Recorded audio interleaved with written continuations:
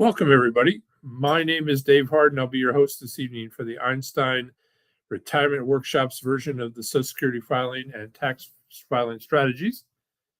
I need to do a quick audio check. We have enough people on to do that, so we get started right at the top of the hour. But if you could help me out here and just give me a heads up. I'm in Pennsylvania tonight. If you just want to tell me what state you're in, or say audio is great, anything like that. If you can hear me, if you can't, obviously we have a problem. So we're trying to make sure we don't have that before we get started. So if you're on the workshop already and you can hear my voice, I would very much appreciate it if you would give me a thumbs up. Just use the chat function and tell me where you're at, or tell me that you can hear me. Anything like that would be helpful. And we've got several channels here, so if you're on Facebook or X or YouTube, any of those channels, please just give me a thumbs up or tell me where you're at. There aren't a lot of people on tonight, so I'm probably speaking to you if you can hear me. We're going to have a lot, but most people sign on, right around just before 7 or right after 7. So it'd be really helpful if you could do this for me now. Anybody, if you can hear me, just give me a thumbs up. Let me know that you can hear my audio. All right. Oh, there we go. Looks like that's Rick. Rick, thanks so much. Looks like you're in Michigan. I lived in Michigan for a really long time. Are you in the Detroit area, or are you in the rest of the state? There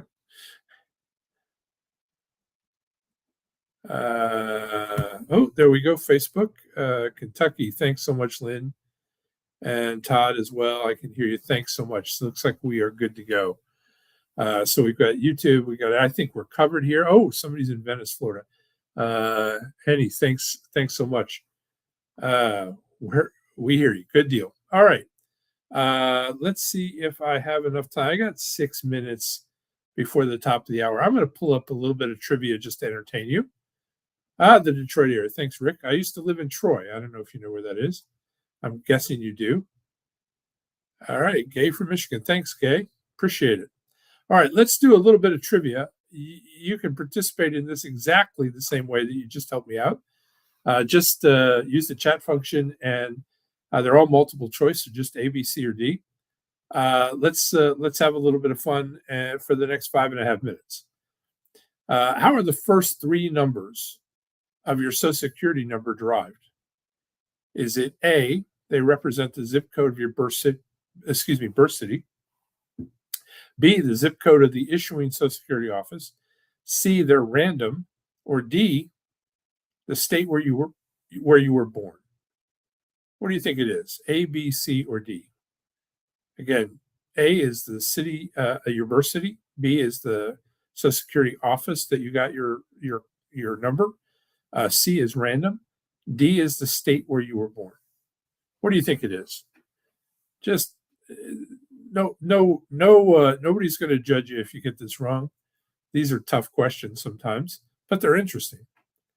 Just take a guess and use the chat function to give me your answer, A, B, C, or D. And we will guess. There's an A. Interesting. Anybody else? All right. There's a D. Thanks, Todd. All right. Okay. Oh. Lynn says she thought it was the birth year. So the birth year. So IFK. All right, Lynn. Thank you. All right. Well, birth year and birth city are pretty close. Maybe you're an A. All right. There's a couple of D's. There's a C in there. All right. Let's take a look. Here's the answer. It's B. I don't know if anybody chose B, but it actually represents the zip code of the issuing Social Security office. So if you're a baby boomer, I'm a baby boomer. So if you got your Social Security card when you first got a job back then, we didn't get them when we were born like you do today. You got them when you went to work. So, in fact, I got my job, and then they said, "Well, you have to have a Social Security number." So I had my mother drive me. I wasn't old enough to drive to the Social Security office, and we got our number. That zip code of that issuing office represents the first three numbers of my Social Security number, and everybody else that got their number there too. All right, why have more than 40,000 people claimed 078051120 as their personal Social Security number? Is it A, the number was stolen and sold over 40,000 times? B, the Social Security machine got stuck on that number and just issued it to 40,000 people in a row? Or C, it was a copy of a real Social Security card that was included in a wallet that was sold at Woolworths to thousands of people? A, B, or C? What do you think? So A is the number was stolen and just sold to thousands and thousands of people. B, Social Security machine got stuck. It just kept doing the same number over and over, and nobody caught it. Or C, it was a part of a wallet that was sold at Woolworths to thousands and thousands of people. What do you think? A, B, or C? I see a C. All right, another C. Another C. So far, we have a consensus. There's another C. Interesting. All right. All right. There's an A. Okay. Well, there's a B. All right. We've got them all covered here. Let's take a look. If we do it right now, we can get to one last question. It's C. It's the Woolworths thing. This is a crazy story. Woolworths put together a wallet, and just like pictures, they like to put things in it to make it look better when you're buying a wallet. And they put it in every wallet, not just the display wallet.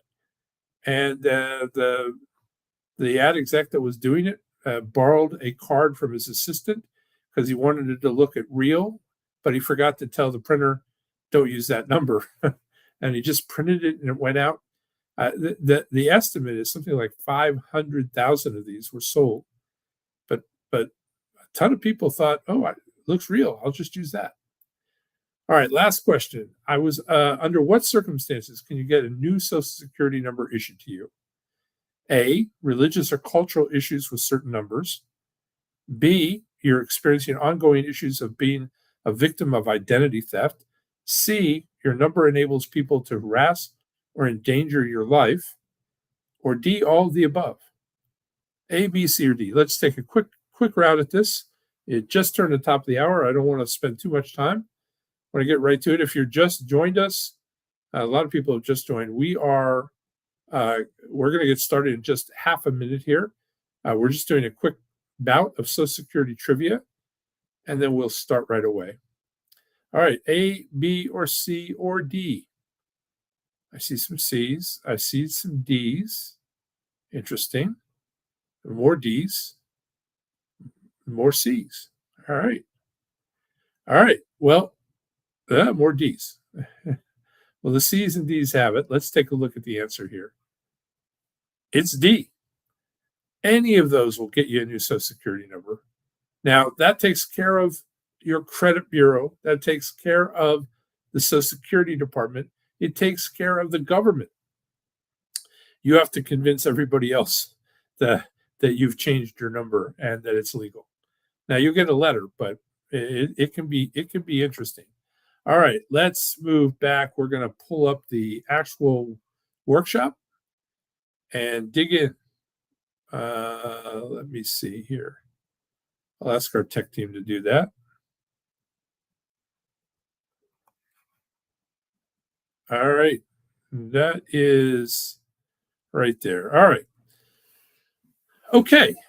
If you've just joined, my name is Dave Harden. I'll be your host this evening. I'll formally introduce myself a little better in just a second, but let me just take care of a little bit of housekeeping, and then we'll get right into this. I'm often asked, how long does this take? Let me give you some heads up. It's about an hour and 20 minutes for the workshop. Give or take. Don't hold me to that. Sometimes I'm a little faster, sometimes I'm a little slower. At the end of the workshop, I always set aside time to do a Q&A, a question and answer period. Here's how you can make this go a little faster and help me out immensely. If you've got questions, type them in. Use the chat function and just type in your question. That way, we'll have questions to get to at the very end. Now, if you don't know the question or you develop it at the end, we're happy to take questions. We'll stay here as long as we need to get through. I don't think we've missed a question in months and months and months. We just get through them. But it's really helpful if there's not this delay after the workshop to get you to start typing and everybody's typing at the same time. If you know what you want to ask, just go ahead and ask it. We'll get to it, and we'll make that process fine. All right, let's get started here. Again, my name is Dave Harden. I am a registered financial consultant at RFC. That is a designation for retirement planning and investment management in retirement. That's what I am, a retirement planner. I also carry the NSSA. That's the National Social Security Advisor designation, the only college accredited designation for Social Security and taxes in the country. I am also the author of the Social Security Workbook.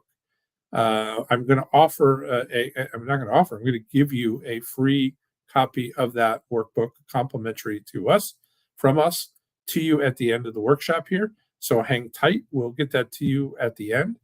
But I'm very proud of the work that we've done there. Hundreds of thousands of copies have been distributed. It's been updated every year for the last 6 or 7 years. No different this year. We've already updated it, and it's relevant for today. That being said, in addition to this, I own a registered investment advisory firm, an RIA. Technically, I'm an IAR, an investment advisor representative. I am legally able to call myself that because I have a Series 65 license from the SEC issued by FINRA. I'm required to tell you that. I'm very proud of the company I have. It's called City Center Advisors. I own it with my son. We're in our second decade of doing business. The company is, I think we have clients in 43 different states. We are, I think, 1,230 clients this morning, client accounts when I looked. We have been wildly successful beyond either of our dreams. The company has grown exponentially and done incredibly well. Very proud of it. I need to tell you that because I'm required to, but let me set your fears aside. Not going to tell you about investments tonight, not going to pitch what you should do. That's not why we're here. We're going to talk about Social Security and taxes, and that's what I'm going to talk about starting now. All right.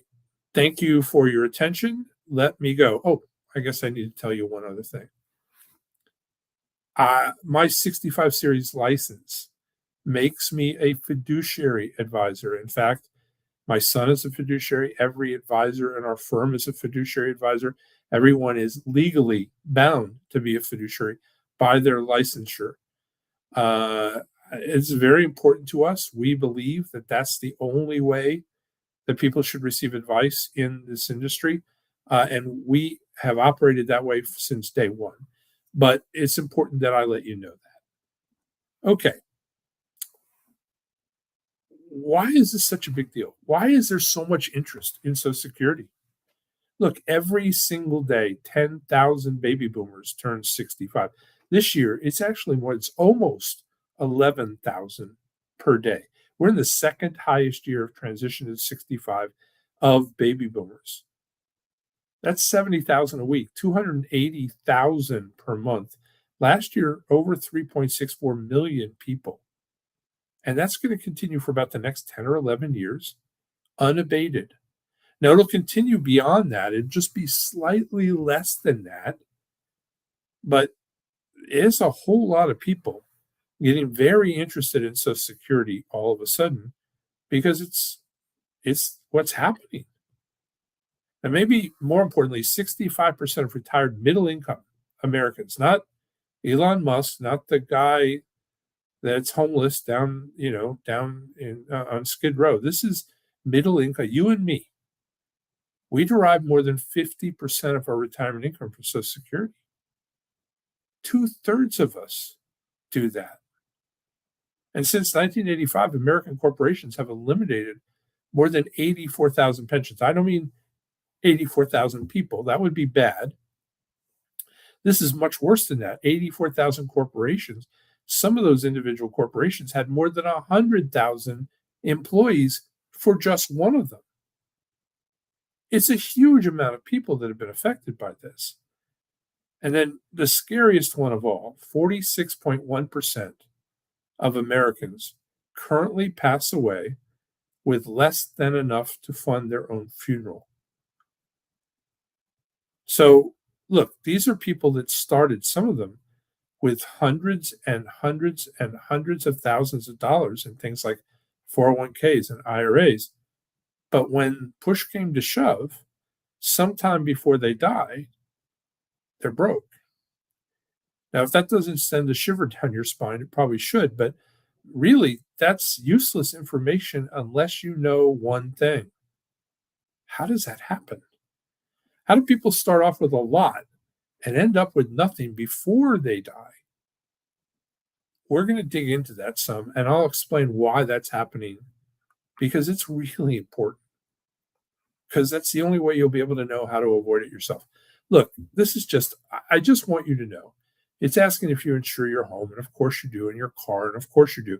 And it's asking if you insure your health. And if you're here for Social Security, then you are also going to qualify for Medicare, which is, guess what? An insurance program. It's a government-sponsored health insurance program. You paid for it deeply, a lot of money you paid for it, but it's there for the rest of your life. And so is your retirement insurance, which is your Social Security. And people don't think of this as I hear all the time people say, oh, well, that's an entitlement program. Guess what? You don't pay for an entitlement program before you use it. You get it without paying at all because you're entitled. That's not how Social Security works. And you've paid for this and paid for it dearly. In fact, you'd be shocked at how much you paid. I'll talk about that in a little while. So, what's the risk of outliving your income? This is a really important. If we're talking about making a decision of when you take your Social Security, that's why almost everybody is on here tonight, right? So, one of the questions that you have to be able to answer pretty clearly is, how long am I going to live? And that's a really hard question to answer. Most of us don't know. We don't really know. And look, I've been in this business a really long time. I started in the late 70s. Ooh, that'll tell you how old I am. But back then, we used to ask people, and people would say, oh, well, let's just plan to 80. I'm sure I'll be okay if we plan to 80. And really healthy people might have said 85, but nobody said 90 or 95. They didn't think in those terms because we judge this most often by how long our parents lived. Guess what? Turns out that's a really bad way to judge how long you're going to live. Now, it's a really good way if you have certain conditions that are inherited. But for the vast majority of us, that's not how it works. So look at this. This is census data. If you're a single male age 65 today, you have a 50% chance of living to 85. You have a 25% chance, a 1 in 4 chance you're living to 92. Now, when you're planning how long you're going to be around and how to take your Social Security, a 25% chance is really big. If you're a single female, 50% chance of living to 88, 25% chance of living to 94. And if you're a couple, age 65, two people who love one another, the male has a 50% chance of living to 92. It doubles his odds of getting to 92. And the female has a 50% chance, a 1 in 2 chance she's living to 97. 3 years shy of 100. These are big numbers. And look, people say, why the couples live so much longer? Well, look, it's because they care about one another. They pay attention. My wife forced me 6 or 7 months ago to go to the dermatologist. I go once a year. Every year, I'm fanatic about it because my sister died of skin cancer in 2015, 11 years ago. In fact, 11 years ago this month. Um, and so we were those kids. I'm sure there's enough people on here. I'm sure there are people who were like me, who on the first day of summer poured on the bathing suit, sent caution to the wind as a teenager, and ran out to get burned. Not to get tan, because I don't tan, I burn and then I tan. That's just how it works. I have light, fair, really fair skin. And the only way I got tan is to get burned first. And I said, let's just get it over with. Why wait the whole summer? And my sister did the same thing. She paid a terrible price for that. Knock on wood, it hasn't affected me yet, but I'm diligent about going to see the dermatologist every year. But my wife saw something on my back that she didn't like. It was a mole that looked weird to her. And so she set up an appointment in the middle of my year with them to go check it out. Turns out it was a mole. Totally fine, no worries. They have some long name that I can't, I don't speak Latin well. My wife actually speaks some Latin, but I don't. And we just shook our heads and say, well, it was worth getting it checked out. But look, if you're a couple and you care about one another, you do that thing. You hear a rattle in somebody's chest or cough, or you see their gait is something's wrong with the way they're walking, or their hips look weird, or they start falling and you insist they go to the doctor. Those things make us live longer because we get treated instead of ignoring them and dilapidating down into a mess. That's why we live longer. That's why this makes a difference. Ethel Carnaham's the oldest living person in the world. She just, it says 115, but she just turned 116. She's a nice old lady, but she's not the only one. Before her was Sister Sister Enoch Lucas. She was 116. Before her, Connie Tanaka was 119. She passed away in 2022. Before her, another Japanese lady was 116. Before her, there was a lady from Jamaica, last name Brown. I can't think of her first name, but she was 122. We're living longer and longer and longer. And by the way, this isn't just foreigners. Americans are living longer and longer. 15 years ago, if you'd have taken a look at the list of the oldest 100 people in the world, there was nary an American on it. Now it's chock full of Americans because your parents and your grandparents are living longer. It's just how it is. And because of that, we have to pay attention. Look, I'm not saying you're going to live to be 122 or 116 or even 100, but I'm saying you got to pay attention when you're picking when you're going to take your Social Security, because you might live much longer than you think.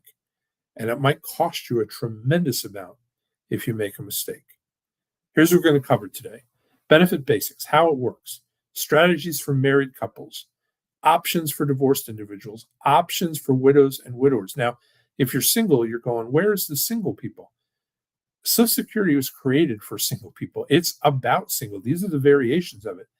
But if you're worried, hey, is there anything I've got to pay attention to? You see the word taxes? Everybody on this call has got to zone in on taxes and Social Security. It is absolutely critical that you understand how it works and you understand why you may be shocked at what's going to happen to you in the next decade or so. We'll dig into that tonight in a big way. And then coordinating taxes, coordinating benefit and why that is so critical. All right. What are the basics? How does it work? You had to get Social Security. You had to work at a Social Security covered job, a place where you paid in, and then your employer matched that. Now, if you're self-employed, you already know the bad news. You paid both sides of that. with zero discount. Then they use the highest 35 years of your earned wage income to calculate your Social Security benefit. Not the first 35 years you work, not the last 35, not the middle, individually measured each year to get the highest 35 years of your career. Now, why is this important? Well, a couple reasons. First off, those years are prorated. So if you're thinking, hey, I might work an extra year as I'm making more than I did in 1982, and you probably are making substantially more, but the 1982 wage is prorated at about 4 1/3 times what your income would be in today's dollars. So if you made $25,000, it's worth almost $125,000 in today's dollars. So if you're making $80,000 this year, thinking that's a lot more than 25, I'll replace that year. That's not how it's going to work. Also, it's important to know that if you don't have 35 years, you've got to pay attention to this. So many people don't check their benefits. They don't go online. They don't go to their own Social Security account. Make sure that every year counts. And when you add up those years, maybe you have 34 years. When you go to file with 34 years, here's what happens. They add those 34 years, they prorate them, then they add them all together, and then they divide by 35 to determine your average income. It's like they added a zero. If you have 30 years, they prorate them, add them all together, and still divide by 35. If you know much about math, adding zeros to a division problem is going to lower the number dramatically. It's going to give you a much less number than you realized. It's going to diminish your average and diminish your income from Social Security as a result. Here's the problem. You might have thought, oh, I worked plenty of years. I shouldn't have a problem. But you check your benefits and realize, check your Social Security page and realize you're missing a bunch of years. Look, I had a client, well, it's been a couple of years here, but I'm sitting down doing some work for them and realize when we're trying to calculate their benefit, it just doesn't look right to me. Based on how much income and the type of job and the career that he's had, it just didn't make sense. So I pulled up the benefit amount with him, and we looked, and there was 9 zeros in the middle of his career, 0, 0, 0, 0 for income. I asked him some questions. Turns out he worked for an individual employer who paid him. He paid his taxes. He filed his taxes. There was never anything from the IRS that was a problem. But guess what? We don't ask. We send in to the IRS a request for his tax transcripts, which is you can get it from irs.gov/forms 4506T. That's it's a request for your own tax transcripts from a specific year. We did it for all 9 of those years. And guess what? He filed his taxes. He was absolutely correct. But you know what? Turns out his employer never sent it to the IRS. He kept the money. You think this is unusual? It's actually surprisingly not. Got it confirmed, realized what it was, reported it, sent it to the Social Security Administration to prove with his tax transcripts that he had filed. And guess what? They corrected it for him. He didn't have to go after the employer. The IRS does that. But they credited it to him immediately. Well, a couple months. In government terms, that's immediate. That's how it worked. You got to know this. You got to make sure that you're not missing something because it can make a huge difference. And once you filed and collected, you think you can fix that? Mm-mm. These are things that have to be done before you file. All right. You need 40 credits to get a full retirement age benefit. And I say full, a retirement age benefit. To get it, you need 40 credits, 10 years. A credit is 1 quarter, January, February, March, April, May, June, and so on. 40 of those equals 10 years, 40 quarters, 10 years. Once you have those 10 years, you've earned the full retirement age benefit. Now, that's not the amount, that's the full benefit. You don't have 40 credits, you don't get the benefit at all, at least for you. Your spouse could get a benefit based on your benefit, even though they never worked a day. But that I'm talking about your benefit that you earn on your own. There are some exclusions and reductions that we should cover, but we're going to do it really quickly because the Social Security Fairness Act undid all of these last year in 2025. Prior to that, if you worked for the government and had a government pension that was through one of their two systems where you did not pay, used to be the only one, where you didn't pay into Social Security while you were building your own pension with the government. If you did that, the GPO or the WEP might apply. Same thing with military pensions, same thing with railroad employees that had at least 10 years of service that earned a pension backed by the government, but through the railroad. State, local, municipals, county governments, city governments, state governments, school districts where you were an administrator or a teacher and you put into a pension system, but the school district opted out of Social Security, so you never paid into it.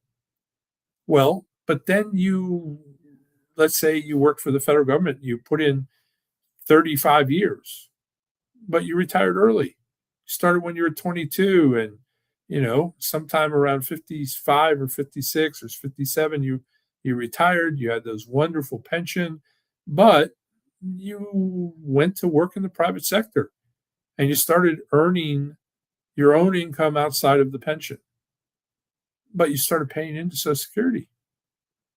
And those 40 credits go by, you've got 10 years in, now you have a Social Security benefit and your government pension. Well, decades ago, the Congress said, hey, that's not fair.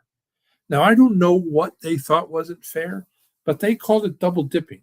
You had Social Security, which is sponsored through the government, although you paid for it and your employer paid for it. You had a pension that was sponsored to the government that you and your employer paid for. But somehow they had the power and they said, no, no, no, we're going to do this thing called windfall elimination provision. Like windfall, you got something you didn't deserve and you didn't earn, even though you absolutely did. And they would reduce your Social Security. They couldn't reduce your pension, but they had the power to reduce your Social Security, and they did. And worse, if your spouse, let's say I worked for the government for 40 years and I had a wonderful pension. My wife didn't. She taught. My wife used to be a teacher, and when she taught, she worked and paid into Social Security. But she didn't work as near as many years as I did, but she worked more than 10 and she qualified for a benefit. Well, I have my pension. I might have thought to myself, she has her Social Security. And I might have thought, hey, if something happens to me, I opted for joint and survivor. She'll get my pension and then she'll have her Social Security. She'll be not just fine, she'll probably be better off because she won't have to feed me. How is that a bad thing? But the government came along and said GPO, government pension offset, we call it the grumpy partner offset, said, hey, no, no, no. You barely worked. You had 15 years in paying into Social Security, not 30. And because you didn't have 30, we're going to reduce can't touch the pension, but we're going to reduce your own Social Security significantly. And in some cases, listen to this, folks, we're going to just take it away completely because your pension's too big. It was unethical and stealing, but they got away with it because they passed a law. Well, for probably 12, 15 years, the government's there have been people in the government that have been pushing to fix this because it is unsightly and it's just un-American to do that. And finally, last year, they undid that law. And now you get the whole thing. You get whatever you paid into and earned, you get it, period. Because that's the way it should be. Okay. How does it work? You contribute 6.2% of your income up to this year, a maximum of $184,500. Anything above that 184,500, you don't pay into it anymore.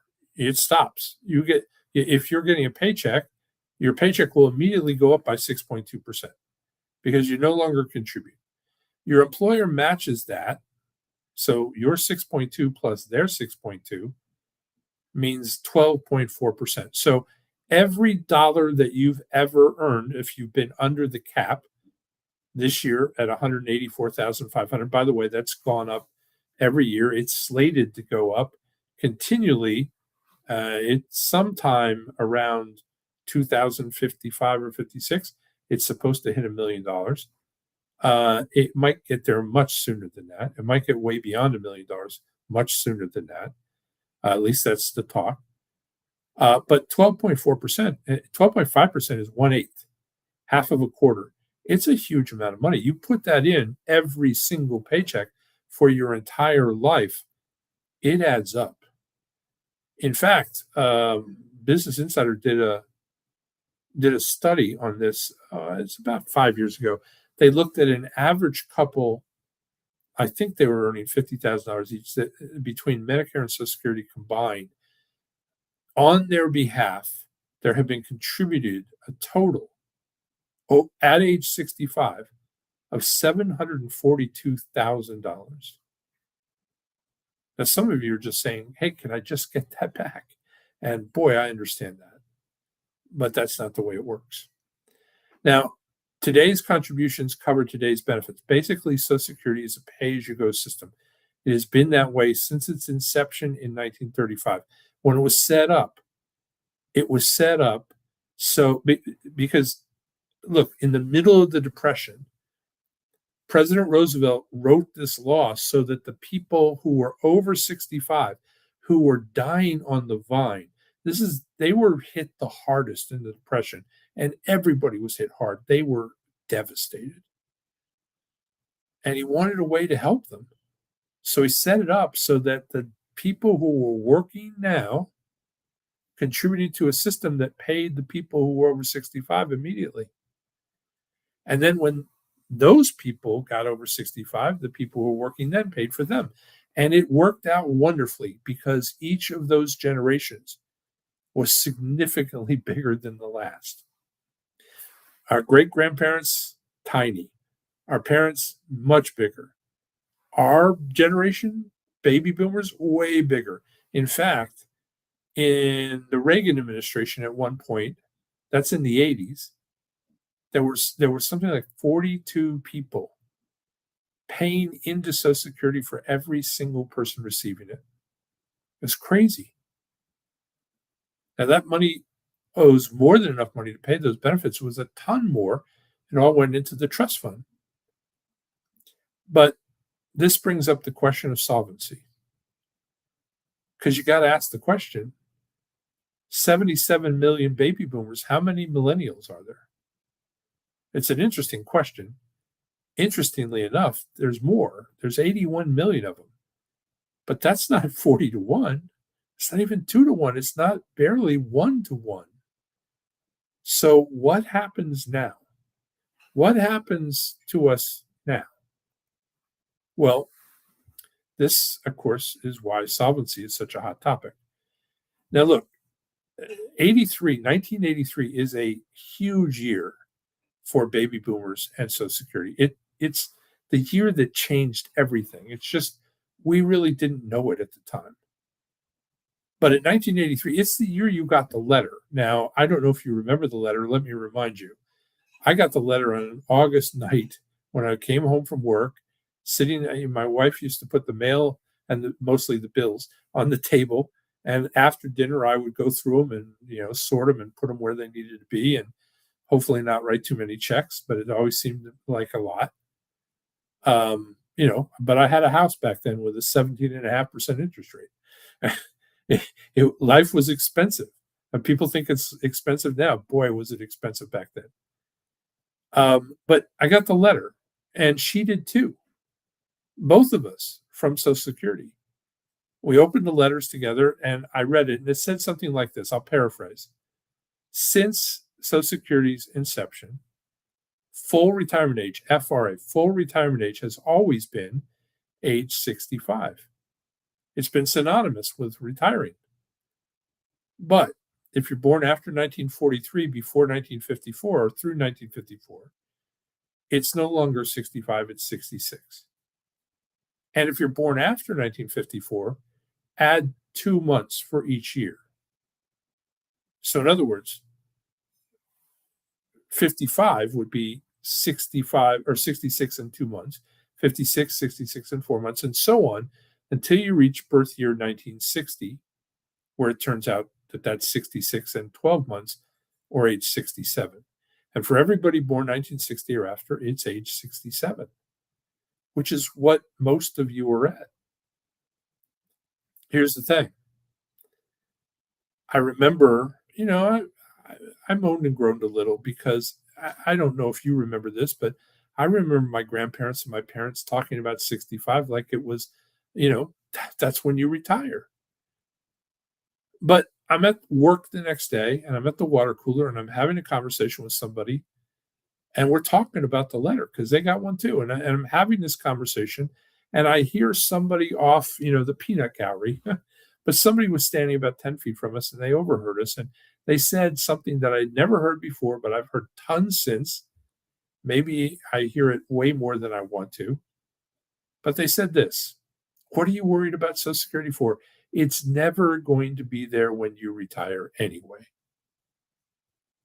Now, they were no Nostradamus. They were way off. They weren't even close to being right. But they scared me. Just like when you hear that Social Security is going to fail today, you get scared. Here's the deal. It's fully funded right now for the next 9.5 years. What happens after that? Well, that's a really good question. As far as Social Security, if it were here 100 years or 200 years, it's fully funded. It's not fully funded it's fully funded for the next 9.5 years. After that, it's funded 83 cents on the dollar with just regular income from it. 83 cents on the dollar. This is not a Social Security going broke story. This is a Social Security is short of funding story. 17 cents on the dollar short of funding. It's a much easier problem to solve than people realize. Look, one of the reasons I'm having this conversation with you is I get really irritated because so many people tell this story that Social Security is going broke, and it is forcing and changing the way we file and doing it out of fear. I love my grandfather. My grandfather was one of these wonderful guys. My parents got divorced when I was 7. He moved in. My grandmother died within 2 months of that. He moved in with us, moved from New York. We were in Virginia at the time. He moved in with us, and he lived with us until I left for college. I mean, he was still there. I just wasn't there. But he took my sister and I under his wing. He wanted us. Look, he would go to the library and check out books on money and finance because he wanted us to be savvy. I think because he wasn't. He came from the old country. He was born in Austria. He came here, barely spoke English, learned from to be able to function, did really well, but always things could have been better. And he wanted us to have a leg up. And one of the things, he had these idioms, and one of them was, you never make a financial decision ever out of fear. You just don't do it. And I've really heeded that during my lifetime, but I can think of at least once when I didn't heed it. And boy, he was right. You just don't let fear drive what you're doing. So let me tell you what's going on. What are the possibilities of fixing Social Security How is it going to work? There are four basic proposals. Increase the minimum retirement age to 64, 65. It's now 62. That does not fix it. It helps some, but it does not fix the problem. How about increase the full retirement age from 66 or 67 to 70 or 72? Yeah, that helps some too. By the way, anybody over 55 would be grandfathered in to the current years. Once you hit 55, they don't change your numbers. You're too close to retirement. So this would be your children and your grandchildren. And I don't want that to happen to them, but if it does, and they have to, I understand. They did it to us. Maybe they're going to have to do it to them. Here's the one that absolutely categorically, completely fixes the problem. Increase the payroll tax. That 6.2% by you and 6.2% by your employer. About 5 years ago, the OMB did a study that says if we raised it 1%, it would have staved this problem off for decades and decades and decades. But we didn't. So I assure you, it would cost more than 1% now. I don't know, maybe 2%. I don't know what it is, but it will solve the problem. Here's the one that everybody is afraid of, and the one that you get talked about the most. It's the one that scares you into making financial decisions. It's reduced benefits. Here's the reason why I believe you don't have to worry about that.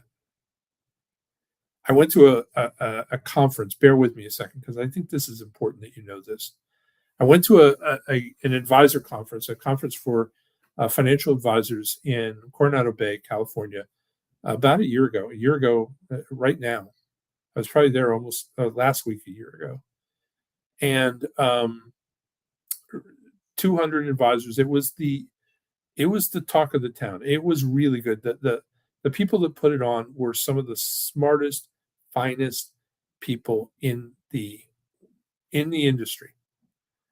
They're writers and philosophers about money, and a lot of them are people I follow and look up to and talk with for advice. They're really good people, and it was a quality thing. But they had breakout sessions, and just like I'm going to do tonight, at the end of those breakout sessions, they did Q&A, question and answer. Well, one of them was on Social Security. I think I went to four of them. One of them I went to was Social Security.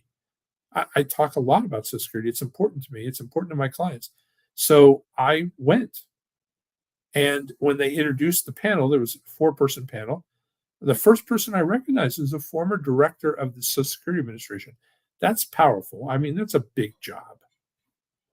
I didn't know the next two. And the fourth one, I didn't know him, but he was introduced. He was also a former director of the Social Security Administration. It turns out one of them from each of the political parties, one Republican, one Democrat.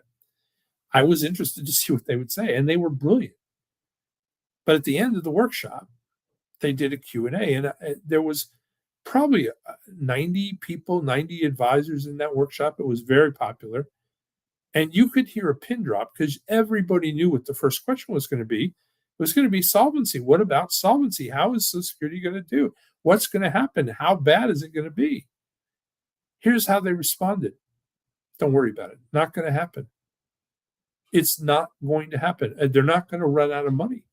They're going to pay all the benefits are going to get paid. And then they dug in, because you can imagine these advisors are pretty smart. They're like, wait a second, how is that going to happen? They don't have enough money. Here's what they said. The first guy said this. 4 years ago, and that's 5 years ago now, 5 or almost 6 years ago, in the middle of a pandemic, at the beginning of the pandemic, without knowing really what was going to happen, Congress, out of the thin blue air, produced almost $5 trillion with a T, dollars to fund PPP programs and employee benefit programs. They gave money out like it was water. Unbelievable amounts of money. Unbelievable. I could tell you stories, but unbelievable amounts of money for to help people with something that they never contributed to, they never paid a dime for, they never did a thing to earn. How in the world does our government do that? And for all of you who have paid for Social Security with their hard earned dollars over their entire earning lifetime, with the expectation and the promise of what they were going to get, not do the same thing? And the answer is they can't. Then the other guy said this, and I think this is the most compelling answer.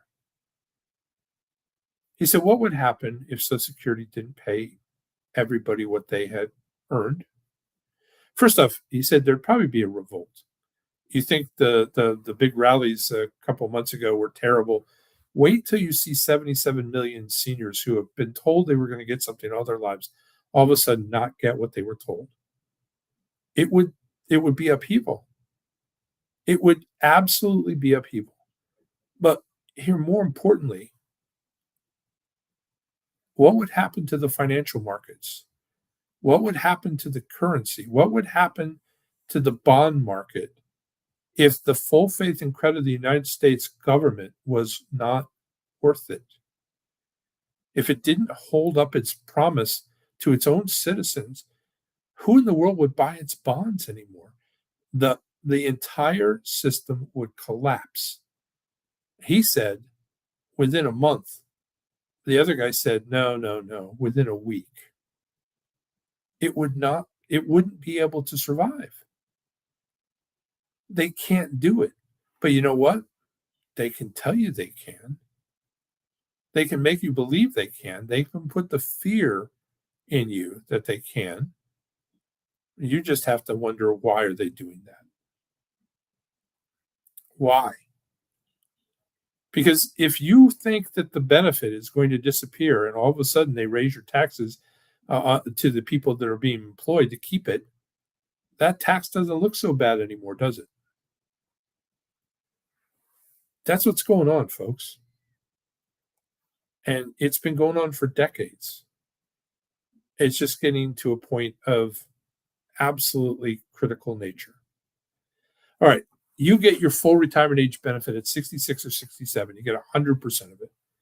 If you take it early as 62, you get less. You get 75% of it. If you delay, you get these DRCs, delayed retirement credits. These are these 8% increases per year, 8% plus 8% plus 8% plus 8%. They're not compounded, but they are stacking. So 4 times 8% is 32%. You get 132% at age 70. It's a huge difference. The difference, listen to this, the difference in your benefit from taking it at age 62 and getting 75% and waiting until 70 and getting 132% is 177% more benefit. It's like getting 100% benefit at full retirement age plus the 62 benefit at 62. It's a huge amount of money for delaying. 3 distinct Social Security benefits. The retired workers benefit, this is based entirely on your work history. A spousal benefit has nothing to do with the spouse. It has to do with the retired worker. So if my spouse got a spousal benefit, doesn't matter whether she worked or not, she gets the spousal benefit based on me, not her. And then widowers, or survivor benefits are based entirely on the deceased worker's contributions, not the person receiving it. Bipartisan Budget Act of 2015, I'm going to go lightning fast here because 90% of this does not apply to you, but there's one issue that does that I still have to talk about because it's pretty critical. All right, this changed Social Security. Prior to this, a married couple or a divorced spouse could have gone in and filed for their Social Security and suspended it. Why would they do that? Because their spouse would have been allowed to go in literally the next day and file what's called a restricted application for only the spousal benefit. So the filing spouse is suspended, nothing's changed. Their benefit's still growing all the way to full retirement age, and then all the way it's getting those DRCs all the way to 70. The person who's getting the extra spousal benefit, their own benefit, still growing all the way to full retirement age, and then still getting the DRCs all the way to 70. But they are collecting 50% of their spouse's benefit for up to 8 years, from 62 to 70. It's a nice way to get an extra benefit, a lot of extra benefit. Guess what, though? This Bipartisan Budget Act 2015 took all of that away. Doesn't work anymore. But, well, let's just go through this. If you're born on or before May 1st, 1950, look, you're 76 years old. If you haven't filed, you've made a grievous error. If you're in Group 2, born after May 1st, 1950, but before January 2nd, 54, you're at least 72 years old. You should have filed as well. But if you're born, this is the rest of us, after January 2nd, 54, everything I just talked about, they've taken away. Here's why I still need to talk about this. When they added this for people over or born after January 2nd, 54, they added a thing called deemed filing. Here's the problem with deemed filing. When you go in to file your benefits, you could say, hey, I'd like this benefit, or I'd like the spousal, or I'd like this. They're not going to listen to you anymore. After you fill out the paperwork, they're going to go to their computer, and on the day that you file, the largest benefit available to you is the one you're going to get. Used to be you could pick a smaller benefit and let that benefit grow. You can't do that anymore. Deemed filing has taken it away.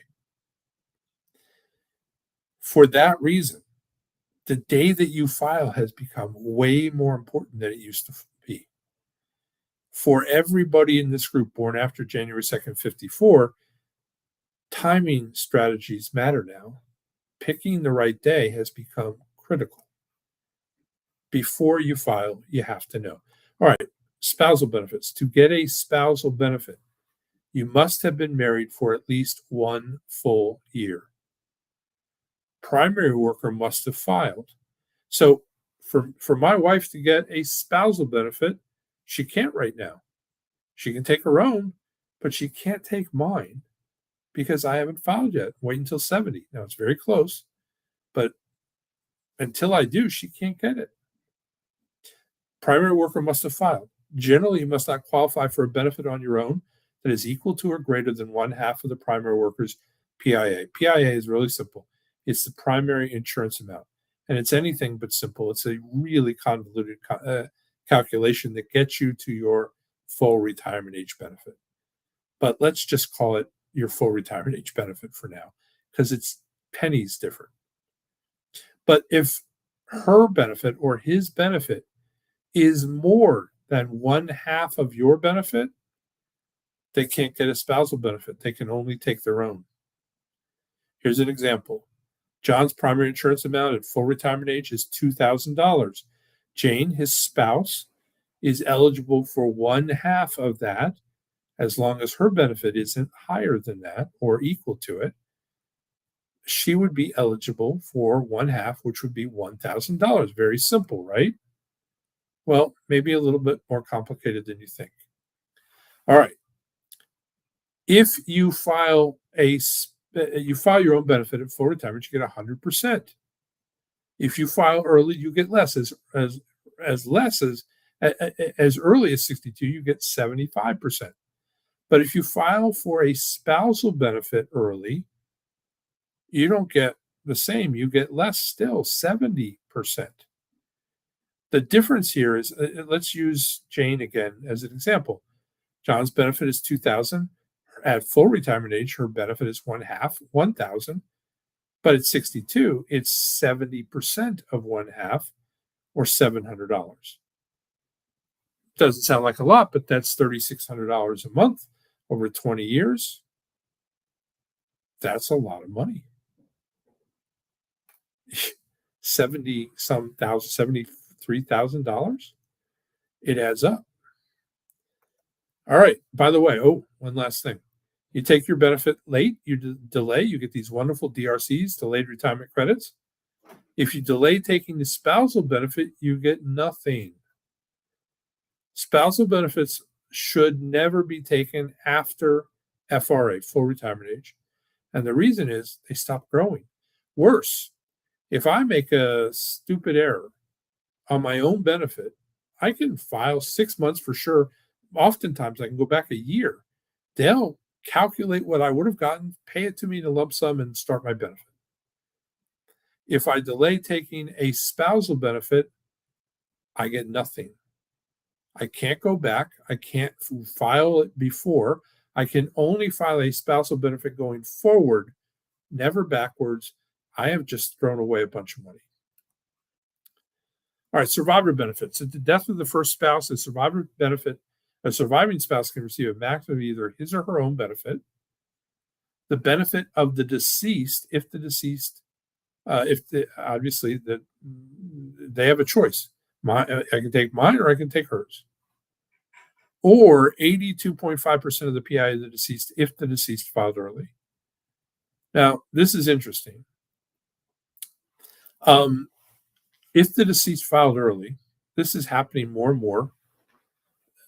And it's happening because of the thing I talked about before. So many people are getting frightened that benefits are going to disappear. So they're filing early. When we ask people, why are they filing early? The number one reason is solvency of Social Security. What if it goes broke? What if I put all this money in and I don't get anything? That would just be terrible, wouldn't it? Yeah, it would be, but that's not going to happen. So this has happened so much. By the way, 2/3. Listen to this. In the last several years, 2/3 of people filing for Social Security have filed before age 65. As many as 40% at the earliest possible age of 62. This is a big deal. It's a big deal. So the government has stepped in because, look, if you file early and something happens to you, then there's a really good chance, if you're the main breadwinner, that your spouse is going to inherit your benefit. And if you filed early, they're inheriting a much smaller benefit. So the government's come in and said, we'll take that 75% and we'll bump it up to 82.5% if they filed early. Not much, but it's a little something. Most common mistakes: higher wage earner files early, short change of the survivor benefits. This happens all the time. And what we just talked about, both delay past full retirement age. No one claims that spousal benefit, just throws money back at Social Security. All right, divorced individuals. To claim divorce spouse benefits, you must have been married for 10 full years. Wait for it here. In a row to the same person. No stopsies and starties. You can't pull a Dennis Rodman married to Carmen Electra for a whole 24 hours. It doesn't work. If you have to be married for the whole time. And you can't have a 5-year marriage plus a 4-year marriage plus a 2-year marriage. Doesn't work. It has to be 10 years to the same person in a row. And you can't currently be married. If you remarry after a divorce, you no longer have access to those benefits. You have a new spouse, and all your benefits will come from them. But again, not until after you've been married for 1 full year. Same benefits amounts and reductions apply for early claiming as they do for regular spousal benefits. There's no difference between a divorced spouse benefit and a spousal benefit, with one exception. It's called the independently entitled rule. My wife and I have been married 49 years. If she wants to get a spousal benefit, she can't, because I haven't filed. But if we had been divorced for at least 2 years, that no longer matters. Whether even though I haven't filed, she can file and get those benefits. That's the only difference between spousal and divorced spouse benefits, and it's huge in favor of the divorced spouse. All right, bipartisan budget act for divorced individuals. Look, I'm not going to spend a lot of time on this. Nothing has changed. You can't do these anymore. No, no, no going in and filing and getting a delay, filing and suspending and coming back with your spouse and filing and getting a benefit. That doesn't work. Everybody has to be collecting to get this. But if you're older than your ex-spouse,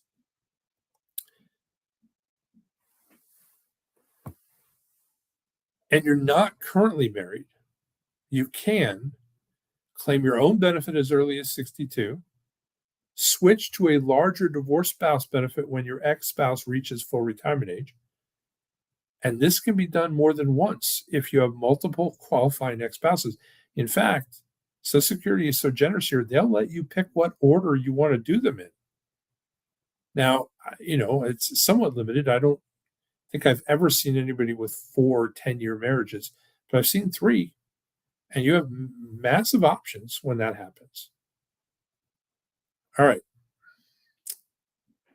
Common mistakes for divorced individuals. Or questions. Do divorced benefits affect the current spouse or their dependents? So, in other words, if I file on my ex, does their spouse get hurt? The answer is no, not at all. Is my ex notified or not notified if I file and claim under their record? First off, doesn't affect them, so why would they care?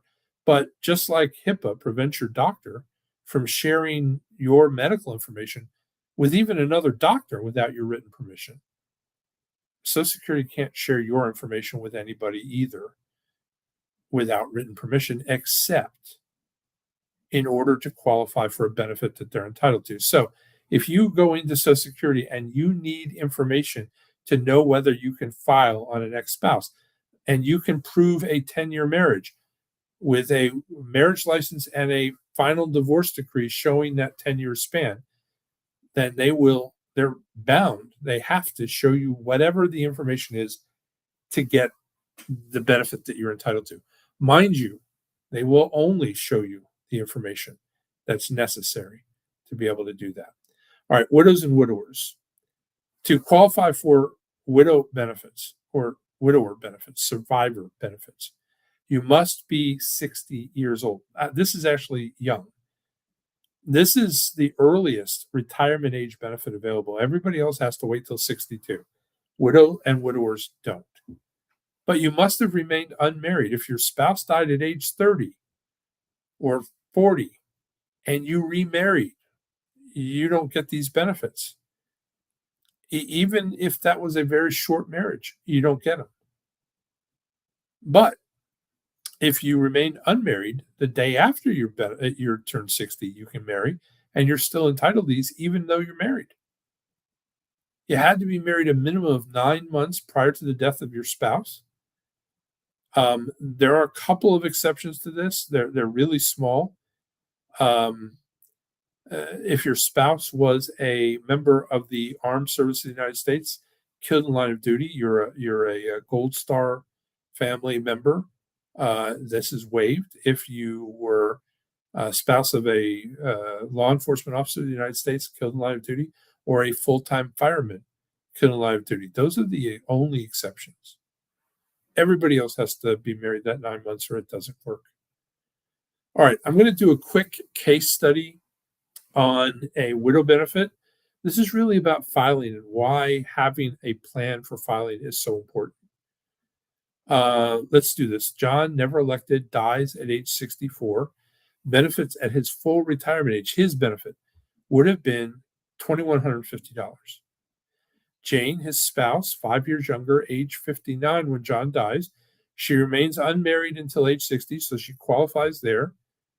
Jane's estimated benefit on her own, this is her benefit, not the survivor benefit, she can't get until 62, not 60.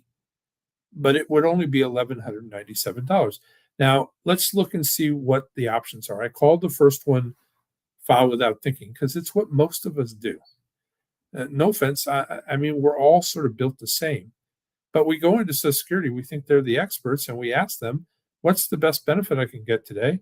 And they're going to tell you, well, the only benefit you can get today is $1,537. And you think it's a done deal. So you say, okay, I'll take it. Now we're going to do very simple math here. No cost of living increases. We're going to make it as easy to understand as possible. So we're going to say she lives 25 more years to age 85, 300 months. We're going to say that she takes that benefit, 1537. We multiply that times 300, and she's collected $461,100. Now, it would be a lot more than that with cost of living, but we're going to do simple math. Strategy one, maybe a better option. Don't take that benefit. Maybe you're working. If you're working, taking it at age 60 could be a huge mistake. So work 2 more years. And then at 62, don't take the survivor benefit, take your benefit. That's only $11.97, but you're just going to take that until your full retirement age. And then you're going to switch because that 1537, if you don't take it, it's still growing all the way to full retirement age. And then it caps out. It caps out at $2,150. So you're taking your benefit till 60 through 66, 67 to 85. You're taking the survivor benefit. Look at the difference here. It's almost $80,000 more money. $538,835 just because you had a plan. Now, most people, I think strategy 2 is better. Take the widow benefit, take the survivor benefit, $1,537 a month. But guess what? Don't forget about it. That other benefit of yours, so it's only $11.97 a month at age 62. But guess what? If you don't take it, it's going to grow all the way to full retirement age. And then after full retirement age, it's going to get those wonderful DRCs, those 8% plus 8% plus 8% plus 8%, all the way to 70 when it turns into $2,108. If you do that and then switch, look at the difference here. It's more than almost $103,000, $563,904 just for having a plan. This is why it's so important not to take this. I mean, look, I don't know anybody. I don't care how much money you have. You just can't afford to walk away from $100,000 in retirement. It's just too important. All right. If you decide to take your benefit at age 62, 63, 64, 65, for some of you at 66, and you continue to work, you're going to have to deal with the earnings, with the earnings limit. And the earnings limit is $24,480. If you earn more than $24,480, a little more, what is that, 2,020 a month? If you earn more than that, I guess 2,040 a month, sorry. If you earn more than that, even $1 for every $2, they're going to take $1 of the Social Security benefit that they paid you back. Let me put this in simpler terms. Let's say your benefit is about $2,000 a month, and you earn $58,000 in the year. At the end of the year, you're going to file your taxes sometime in, let's say you do that in April, sometime in July, you're going to get a letter from the Social Security Administration saying, hey, that $2,000 that we paid you, you owe it all back with interest. You made too much money. You should have told us. And if you can't pay it, they have a wonderful collection system. They just stop paying your benefit until it's paid off. Or if you really are desperate, they'll only take half of your benefit. In the year that you turn full retirement age, FRA, if you earn more than 65,160 before your FRA birthday. Now I say FRA birthday because it's not if you're born after 1960 or later, then your FRA birthday is your birthday. It's when you turn 67. But if you're born prior to 1960, then it's the month that you turn full retirement age. That could be 59 and a half. It could be all sorts of things. Whatever the number is the number that you have to pay attention to.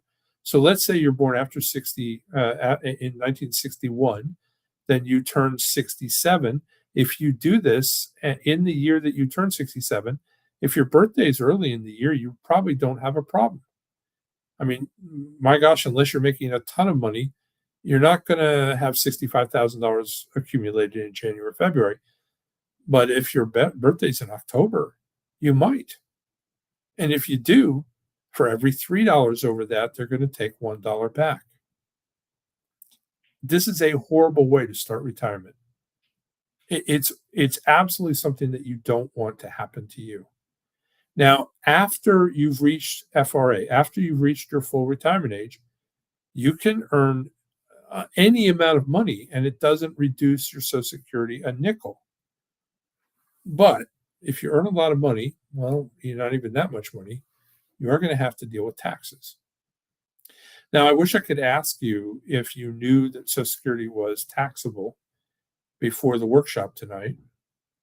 My guess is many of you didn't know. And I'm not surprised at that. We hear this all the time. But here's one of the reasons that you didn't know. When Social Security was set up in 1935, when it was written into law, the law said it wasn't taxable. It's right in the bill. It was only a 12-page bill. By the way, little Social Security trivia. Guess who wrote the bill? The same guy that signed it into law, President Roosevelt. He didn't want to give this to anybody. He wrote the bill and then asked Congress to approve it, and they did. Here's the thing. When it was written, Social Security was a tax-free income in retirement.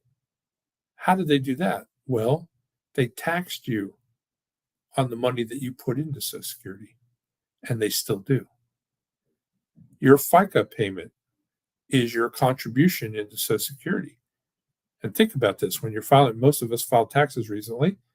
Did you get a deduction for your FICA payment? No, you didn't. And the reason you didn't is it was supposed to be taxed so that your Social Security would be tax-free. So now they're taxing your FICA payment that you contribute into Social Security, and they're taxing you on the money that you take out. Well, not everybody, just almost everybody. It's called double taxation. Isn't that wonderful? This is one of the pet peeves I have about Social Security. It's a huge problem. But maybe bigger than that is what it's going to do to people's retirement. I'm going to get there. I'm almost there. Bear with me. This is really important. All right. By the way, if people think this isn't complicated, that's a 33-page document, publication 915. You can get it from irs.gov/forms.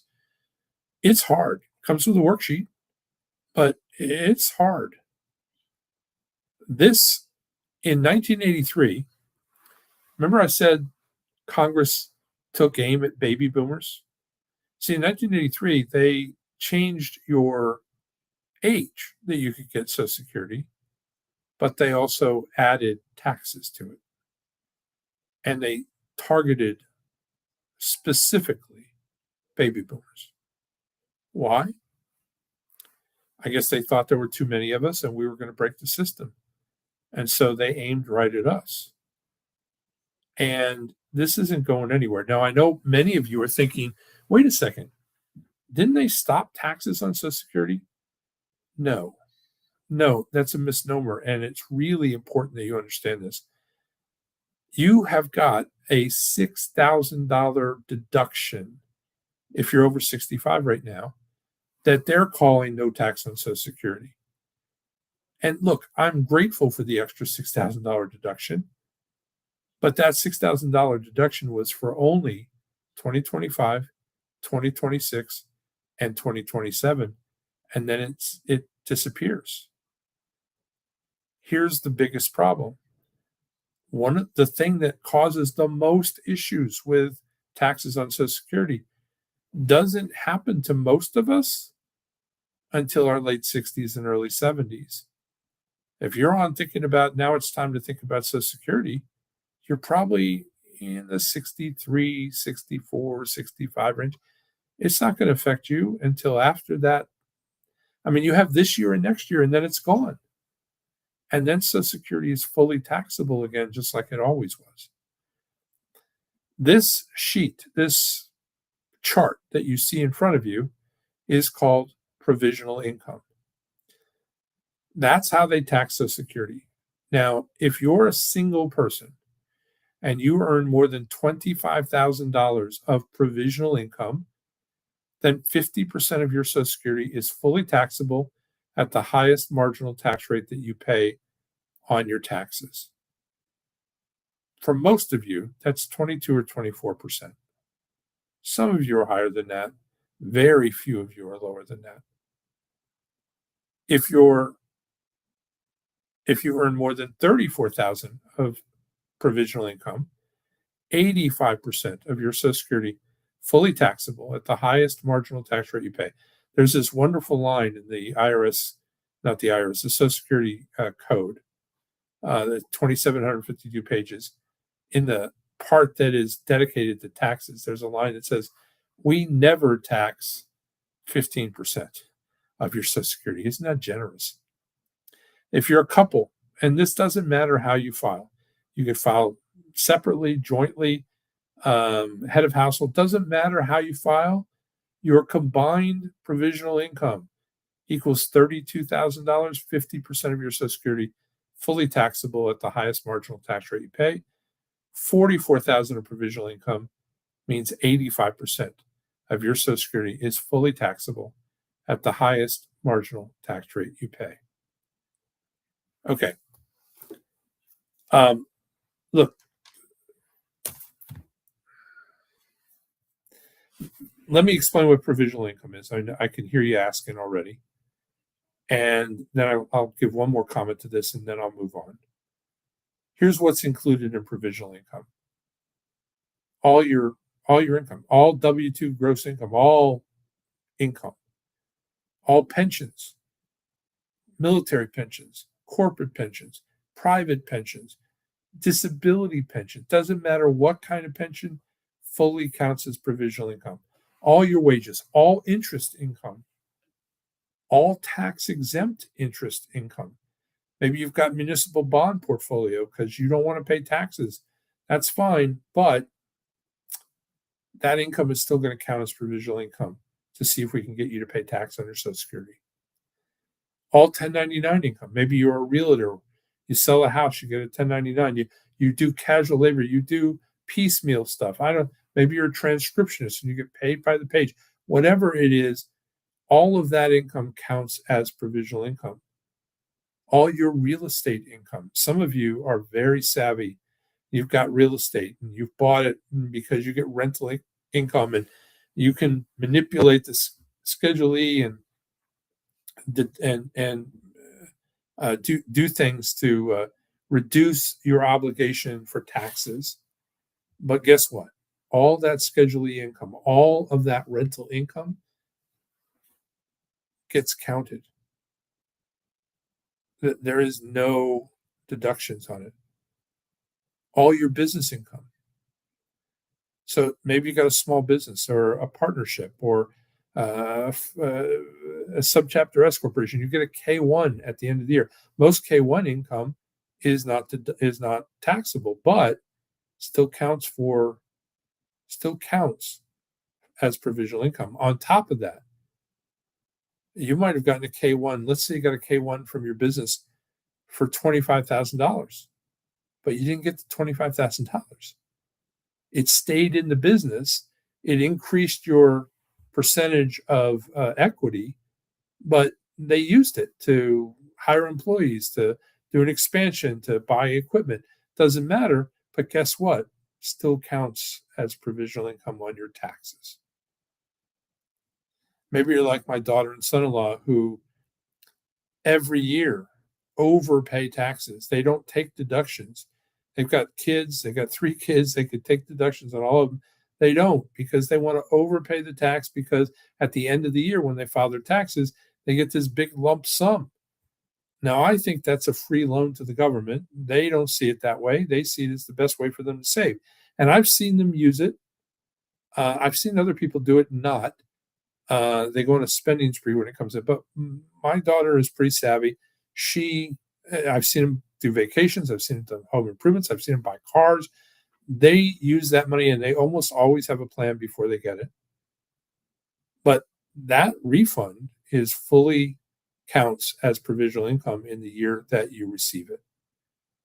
Here are the interesting ones. Do you have an IRA, a 401A, a 401K, a 403B, a 457, a SEP, a SERP, a SLRP, any tax deferred account where you paid into it tax free? You didn't, it was tax deductible. You didn't pay a dime. It grew tax deferred, but when you take it out, you pay tax on it. And it counts 100% as provisional income. Now, some of you are going, my advisor said, Dave, that I should pour money into those accounts because I get a deduction and because it grows tax deferred. And I'll take it out when I'm in retirement and my tax bracket will be lower. Well, look, maybe 20 years ago that was the case, but it's not been the case for a while. The tax brackets don't work that way anymore. Chances are that you're in a 22 or a 24% tax bracket in retirement, unless you have no income at all. And then you're still in a 15% bracket, most likely. Well, look, what was your, in 1983, how much was your taxes? I know mine weren't much. I had 3 kids. I had a mortgage that was at 17.5%. I had a car. I might have had 2 cars with notes on them that I got to deduct the interest. I had credit card debt that I get to deduct the interest. I had every deduction in the world. I didn't pay much taxes at all, but let's just say I was at a 20% bracket. I wasn't, but let's say I was. And I put $1,000 in. I saved $200. Now that $1,000 goes into the account. Let's say I put it in the S&P 500 and I left it there for 43 years. It's doubled at least 6 times. So 2,000, 4,000, 8,000, 16,000, 32,000, 64,000. It might be 100, but let's just say it's 64,000. Now my kids are grown, mortgage is paid off. They don't give me a deduction for interest on cars or credit cards. I don't have any debt anyway. So what deductions do I have? I don't have any. So now that I take that 64,000 out, I'm at a 22% bracket. I'm paying almost $14,000 in taxes for a product that I put that I saved 200 on in 1983. That's a really good deal for somebody called Uncle Sam. How good a deal was that for me? I don't know, and I don't want to debate that here. But what I'm saying is, you might have gotten some interesting advice, but it may not have thought this all the way through. More importantly, they didn't count on it actually making you pay tax on something that you were never supposed to pay tax on in the first place, called Social Security. Now, some of you are doing the math in your head and saying, well, maybe I'm under the line. Let me throw the last one in. 50% of your Social Security income. If you're a couple, 50% of your joint Social Security income. If you're getting $3,000 and your spouse is getting $2,000, that's $5,000, that's $60,000 a year. Half of that, $30,000, has already put you, you're there. If you don't have another dime of income, do you see the problem? Look, it gets worse. And I want you to see this because I think I want to do a case study. But look, this is the other thing. If this had been prorated, I said they targeted you and me, baby boomers.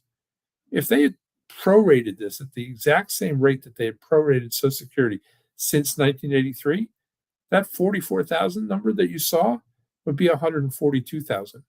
By the way, why do I say targeted?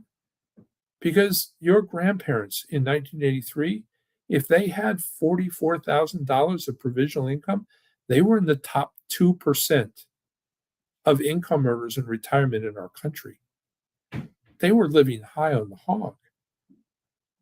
Inflation has done a dirty for us, and they knew it would.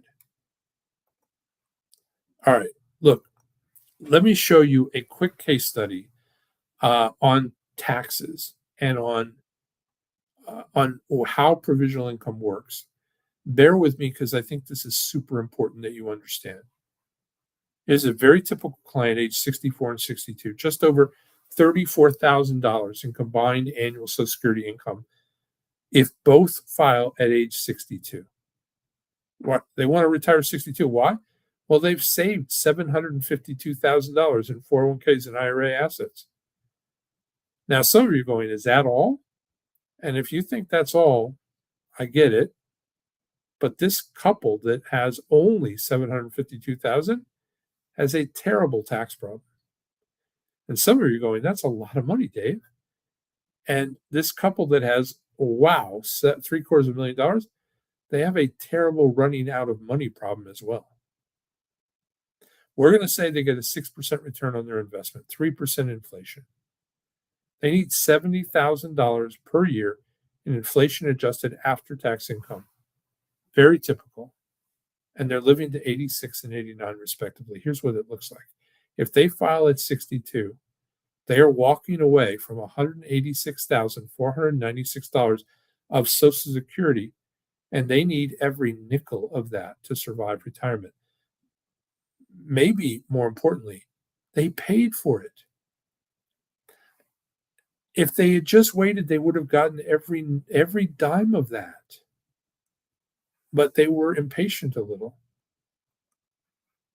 Here's a cash flow. Now, if you're not used to a cash flow, let me explain it. The bottom line, those bars, those blue bars, that's Social Security. The orange bars are their $752,000 in 401ks and IRAs. The black graded line is the $70,000 after-tax adjusted income, inflation-adjusted income that they need throughout their lives. At the end of the orange bars, that white space, that empty space, is just that. It's nothing. They've run out of money. This couple started with $750,000. They retired at 62, and 2/3 of the way through retirement, they're living on Social Security. Do you remember when I said before, the very beginning tonight, 46.1% of us can't afford to pay for our own funeral when we die? This couple started with $750,000. And unless they bought the funeral ahead of time, they're in trouble. They're dead broke. Well, they've got income. They got Social Security. But I promise you, it's not enough. The lifestyle change that this couple is going to have at 2/3 of the way through retirement. And that's the worst part of this. Look, if this happened to you when you were 65, maybe you could do some stuff about it. But what do you do when you're 77 or 78 or 75? What are your options? This couple's going to find out, and it's really, really bad. I'm going to show you a corrected cash flow. This is exactly the same couple. The only difference is we're going to coach them and tell them when to file. Not changing anything about their investments. Now, we could. There's lots of stuff we could do to help, but I'm going to just show you the difference here. And you tell me, would you rather have this cash flow or this one?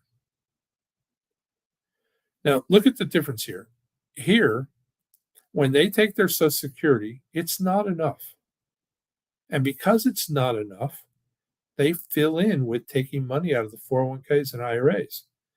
But the second they did that money, that orange money, the money that comes from IRAs and 401ks, they've never paid tax on it. Only fair, they're going to pay tax on it. But the way they're taking it out here, they're also going to pay tax on their Social Security. This is the same couple. Look at what they're doing at the beginning. The money that they have to pay tax on, take that out first. And by doing that, they postpone when they take their Social Security. They get almost $200,000 more in Social Security income. And look at the difference. Look at how long the 401k money lasts. They're still retiring at 62. They're still living the exact life they wanted to live. The only difference is there is a huge difference between 2/3 of the way through retirement and the rest if they do it correctly. All right. Look, over $100,000 less in federal tax if they don't run out of money. 186,000 less or more in Social Security. It's a huge difference. Look, if you haven't looked at your statement, you'll notice there's no COLA. Social Security is never going to project on a projected statement what your COLA is going to be, and they're going to look at your statement or project on your statement. You can look and see what would my benefit be at 62, at 70, at my full retirement age. But what about the other years? And maybe the thing that I really get upset about. I've been married 49 years. My wife and I, every asset we have, we own jointly. Our financial lives are tethered together inextricably. But Social Security looks at her and me like we don't know each other. Certainly looks at us like we are not financially tied together. It will not show me how to coordinate with her. And that is critical if you're married. And they cannot offer you advice. AARP says whether you're close to retiring or just turning 50, you should check your Social Security earnings record each year to make sure it doesn't contain errors. This is so critical. It's also important to be aware that there are statutes of limitations on some of those corrections. All right, every time I do one of these workshops, I always offer a personal Social Security analysis. I'm going to do that for you this evening. I'm going to do three things. I'm going to tell you what's included. I'm going to tell you who's going to do it for you. And you're very lucky this evening. I've asked somebody very special to do it. And then I'm going to tell you why we do it. And I'm going to stress to you, it's complimentary. No cost. We don't do this to make money on this end. Here's what's included. Step one is you must understand break even and how it works.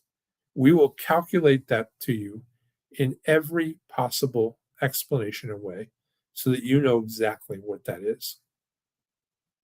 The report we'll give you is easy to use and implement. It's simple. It's point and click. It will look at alternatives and shortfalls. So look, what if I don't have enough? What are my options? It'll show you. We'll walk you through that. And we'll look at alternatives. Dave, I don't like this. What if we did it this way? We'll show you. So you see exactly how it differs. It'll look at retirement income, cash flow, and tax analysis. Look, this is about saving money in taxes. But it's also about understanding retirement income. We'll show you how those fit together. And then we'll break it down for you in really easy to understand terms. And what about income planning? What am I overestimating how much my assets can produce this year, next year, 10 years from now?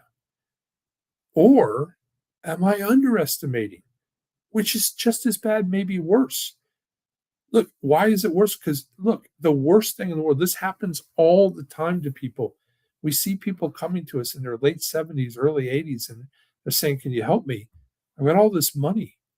And nobody sat them down 10 years ago, 12 years ago, 15 years ago and said, you're going to end up with tons of money when you're too old to use it. Is that what you want? Then look, it's possible. Maybe you want to give a ton of money to your kids, but most of the retirees we meet, they're interested in giving what's left over to the kids, but they want to use it and enjoy it. But they end up not doing that because they're too afraid, because they don't understand how much they have and what's going to happen to it. It's super important to know not just how you're running. Do you have a chance of running out, or do I have too much? And by too much, I mean, can I spend more and be comfortable about that? And what about Roth conversion? The one thing I didn't bring up on that list of provisional income is Roth, because Roth doesn't count. You can have any amount of money in a Roth and it does not affect provisional income, and it will not cause your Social Security to be taxed. So should I be doing conversions? I have a bunch of money in 401ks, Dave, and IRAs. Should I be doing conversions? Chances are the answer is yes, but the question is how much and when. We'll show you exactly in writing, in a report, exactly how to calculate that and figure it out. It's complicated, but it's so worth doing. And then what about coordinating benefits? My wife and I, we have all these things, but nobody's telling us how to put them together. How to figure out taxes and the income I have from Social Security and non-qualified assets and qualified assets, and how the taxes work between them, and IRAs and 401ks and pension plans. How does that all work together, and how can I be sure that I'm not making huge mistakes? Look, you want to, if you haven't done this already, you want to go to your statement online from Social Security. You can find it at www.ssa.gov. If you've never done this, it'll take you about 5 minutes to set up an account. You'll get a login and a password. It'll stick with you for the rest of your life. And you'll be able to download your entire statement, your earnings history, everything. And then let me show you what's involved in setting up the complementary Social Security and tax analysis. I'm going to give you two options this evening. Option one is just what I've said. It's everything I just explained. It's the filing strategies, the tax strategy overview, it's retirement asset and Social Security coordination. It's the whole kit and caboodle, completely done for you in a complementary basis. If you have money in 401ks or IRAs, you certainly need this. If you have significant amounts of money in non-qualified assets, you need this. You need to avoid paying taxes where you shouldn't be paying taxes. And you need to understand the impact of what that means to you if you just go on a course without dealing with it. Option two is much simpler.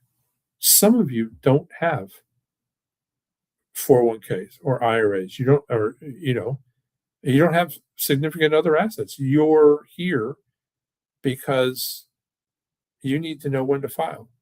You need to know a filing strategy that makes sense for you. It's about timing. For 10 years, we have produced this workbook to give you the answers to that. That's what you need. The workbook will walk you through everything, because you're not going to pay taxes. So if your only income is Social Security, you're not going to pay taxes. It is impossible. It's physically impossible to pay tax if the only income you have in retirement is only Social Security. You need a filing strategy. That's what the workbook does. Option one is the whole kit and caboodle. It's the tax planning. It's the everything. Option two is the workbook. Now, I'm going to tell you, I told you I would tell you what we're going to do, how it's going to be done. Now I'm going to tell you who's going to do it for you. And I'm very excited. I've asked Sam Addington, who is a dear friend of mine, to do this tonight. He set aside his calendar so that you can do this. By the way, our tech team just put the QR code up. You can, if you know how to use a QR code, you can use that. If you go to the chat section at the bottom, you'll find a link to it. You can just click on that. It'll take you right to these. It'll give you option one or option two. You'll fill out some information. It'll take you right to Sam's calendar. Let me tell you a little about Sam. Sam was in the Army for 8 years. Sam was a Apache helicopter pilot. Now, Apaches have been in the news lately. They're the most deadly helicopter in the world. They are war machines. Sam was not just good at it. Sam was promoted to a training pilot. He taught the people. I mean, it's possible that the people that are in the Gulf right now were taught by Sam. He was incredible at this. While he was in service, which he joined when he was 18, he earned a bachelor's degree in finance. And then he got a master's, an MBA in finance. Now, I want you to understand, of all the advisors in the world, less than 5%, it's about 4%, have an MBA. Half of those are in finance. Some of them are in business administration. I don't know how that helps you. But Sam has an MBA in finance that he earned while he was in the military teaching other guys to fly helicopters. It's pretty incredible. On top of that, through the College of Financial Planning, he's earned an APMA, an accredited portfolio management advisor designation. He's owned a CRPC, a chartered retirement planning counselor, and he carries the same designation for Social Security, the NSSA, that I have, the only college accredited designation for Social Security and taxes in the country. Look, his years as an elite pilot have trained him to have incredible focus. To look, one of the things that they teach you in the helicopter corps is acute active listening. Sam knows how to hear you even when you don't know you're saying things. He's gifted at it. And what does that mean to you? It means that you're going to get from somebody who is gifted at this stuff comprehensive tax and Social Security planning and analysis, all in the broader area of retirement planning. It's a gift, and he's incredibly good at it. I'm grateful to call him a friend. You're going to look, I told you I would tell you why we do this. It's because of guys like Sam. It's because I know if you sit down with Sam and go through this process, you're going to get wowed. You're going to be blown away. You're going to be incredibly impressed. And there's a really good chance at the end of it, you'll go, wait a minute, we need to talk more. That's how I've built my entire business. I told you, we have clients in 43 states. I think 1,230 clients as of this morning, client accounts as of this morning. We have grown exponentially. Every single one of those clients, every single one came to us exactly how I'm offering to you, by sitting down with somebody like Sam and going through and getting something incredibly valuable to them, but in the process realizing that we're really good at what we do, beyond good at what we do. In fact, if you have people say, oh, I have an advisor. If you have an advisor, please sit down with him. You will, I promise you, it will be worth it. I promise you, you will not be able to compare them after the first meeting or the second meeting. You will be blown away. It's that kind of difference. We've staked our time. Look, this is incredibly expensive for us to do. I'm giving you something that takes tons of time and effort, but it's really valuable. But I only can do that because I know that some of you are going to be like, wow, I need more of this. That's why this works. If you meet with him, you're going to be impressed. Look, I'm a huge Costco fan. I love Costco. I push my wife to go, even though it's on the other side of town from me. We go. I often go on Saturdays. I push her to go. She hates Saturdays. I love Saturdays because if you go on Saturday, at every nook and cranny of the store, they're passing out something that they're cooking or frying or microwaving that I've never heard of. Why do I do that? Because I like to try stuff before I buy it. That's what this is. Put a toe in the water and see how wonderful it is. It's going to do something for you. I promise you. Look, I- don't take my word for it. Test us. Test us and see how good it is. That's what I say. Okay, I'm going to ask our tech team to pull up the Q and A. I see you guys have got questions, so we're going to start with that. Thanks for bearing with me. A little over tonight. This is from Lynn. Is this for age 65 and over? What about age 62.6? Yeah. Well, you can take benefits as early as 62, but I don't know if that's in your best interest, Lynn. It all depends on what the best plan is for you to do that. Now, if you're meeting with Sam because you have other assets and you need some tax planning as well, he'll walk you through that. If not, the workbook will show you what the best option is. But great question.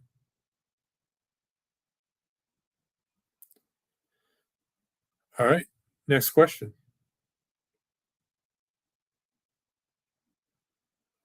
Oh my goodness. Is that it?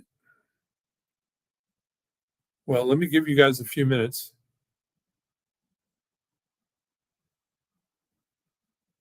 Okay. I'm going to give you a minute in case you've got a question that we haven't covered yet.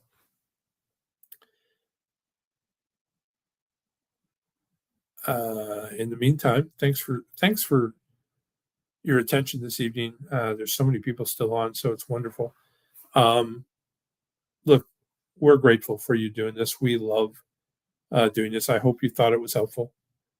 Um, we appreciate your feedback. So if you did, let us know. We really are excited when people do that. By the way, if you thanks, got it. Thanks, Joyce. If you want to follow us on Facebook, we often put posts out. We appreciate and really enjoy when you follow us. That's great. We're helpful. That helps a lot. I'm going to ask our tech team. Oh, there is somebody's. I think our tech team answered that. Okay, good deal. All right, this is from who is this from? Marie. Marie, I'm Van Schoonhoven. I don't know if I got that right or not. I hope I was close. If you're working and take Social Security at age 64, do you ever get back what they reduce? So that's a good question. And the answer is in practicality, probably not. Here's the reason why. If you're taking your Social Security and you are earning enough money to be one of the highest 35 years that you've worked, that's the only way it would actually be replaced. So if you didn't have a year, I would suggest you don't take it. You want to get it. You want to do this the right way, which is delay. But if you're taking it and you're working still, first off, if you're earning enough money, and if you're at age 64, you're also, if you go over the 24,800, you're paying tax. You're getting it reduced, which isn't going to help you at all. So it's like not getting it. So that doesn't help you. But in most cases, the answer is no. In rare cases, the answer is yes. So the next question is, why do they collect it? The answer is because they can. It's just the way it works. Okay. I think I see another question.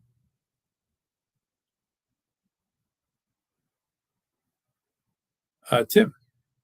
Okay. Recently quit working, have a 1.5 million in real estate. Should AI file? Well, uh, I don't know what you mean by AI. You're saying should you file? I guess I'm saying are you file? Oh, here you go. He's saying should he file at file now, and he's 62.8 years. I look, Tim. It depends. This is a really good Sam question, but there is a lot of questions I would have to ask you to give you a good answer to that. And none of them you'd want to share with me here on an open line. I would absolutely suggest you meet with Sam. It's in your best interest because there are so many factors into whether it makes sense for you or not in that situation. But thank you for the question. All right, Lynn. Okay, I make 32,000. If I file tomorrow, I get 900 a month to put me over the amount of 25,000. Yeah, so you make 32, so it's putting you get 900. So you're gonna, yeah, it would put you over. So yeah, and Lynn, that number has not changed. So that 32,000 has been there since 1983. It's not going to go up. So the answer is yeah, it's going to cause you to pay tax on at least 50% of your Social Security. That's correct. How do you avoid that? Um,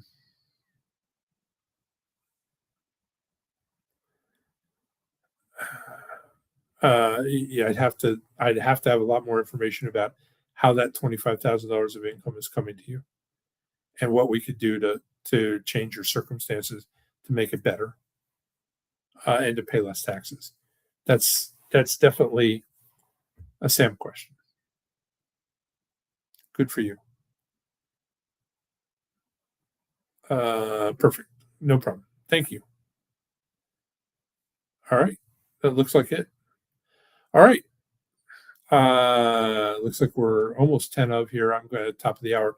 I'm going to thank you for your patience and your time. I'm going to thank you for the attention. I'm going to wish you good night. Great planning.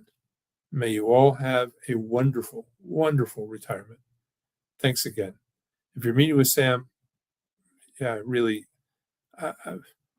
let me know. But I know you're going to enjoy it. Thanks so much. Good night, everybody. Thanks again.